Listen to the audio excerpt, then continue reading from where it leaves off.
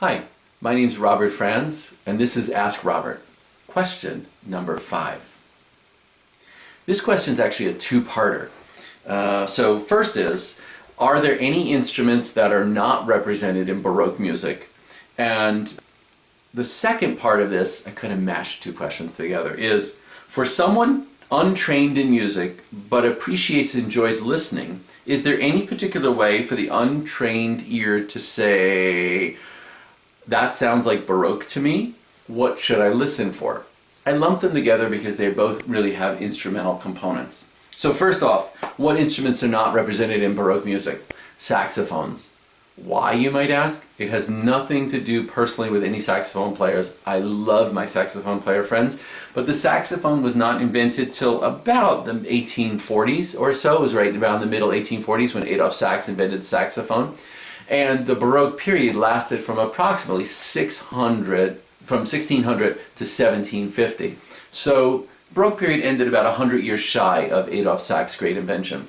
But there are other instruments you don't typically see in a Baroque orchestra. Clarinets. Now, while clarinets were invented around 1700, they didn't come into standard usage until about 1750s or so, and maybe even a little bit later. In fact, Mozart's first usage of them, Mozart was a big proponent of the clarinet. He loved the sound of the instrument. But the instrument needed to become more advanced first before people could really love it. And so he wrote his first piece using clarinets in 1771. There is actually a quote in one of Benjamin Franklin's letters that in 1756 he heard a clarinet at a Moravian church in Bethlehem, Pennsylvania. So they were around in the mid-18th century, but they didn't become finessed enough to be included in the orchestra towards the end of the 18th century, which is why most music of Baroque composers and early classical composers do not use clarinets. Trombones were used in Baroque music, but very special ways. Usually they were used either to play along with the vocal lines in a choral work in a church, in a sacred setting, or they were used in a pit for an opera. But they were rarely used in orchestra up on stage performing. That really didn't start happening until the end of the 18th century. And then tuba, you might be asking, what about that? Well, there were some predecessors to the tuba that were around, but they weren't part of the orchestra. And the tuba wasn't actually an instrument that was seen typically until early to mid 19th century, so they also missed it. Finally, we have the piano. Normally you don't hear a piano in Baroque music and in early classical music.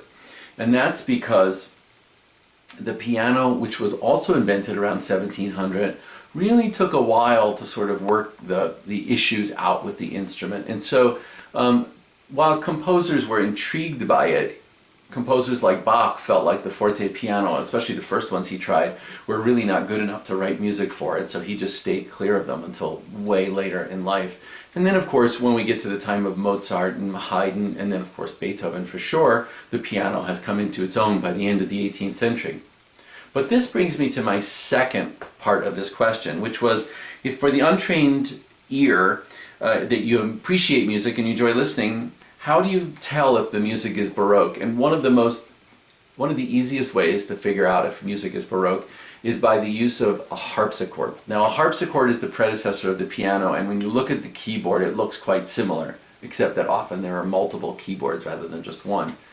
The big difference between a harpsichord and a piano is that a harpsichord has a plectra, and basically when you hit the key, it plucks the string, and that's how the sound is made. Whereas the piano has a hammer, and when you hit the key, when you strike the key, the hammer hits the string and makes the sound. Because of this, the piano could sustain the sounds a lot more. The harpsichord was more of a quick dying sound. But the idea of the harpsichord was to be able to fill in the chords in between the other instrumentalists. And also, you can hear it.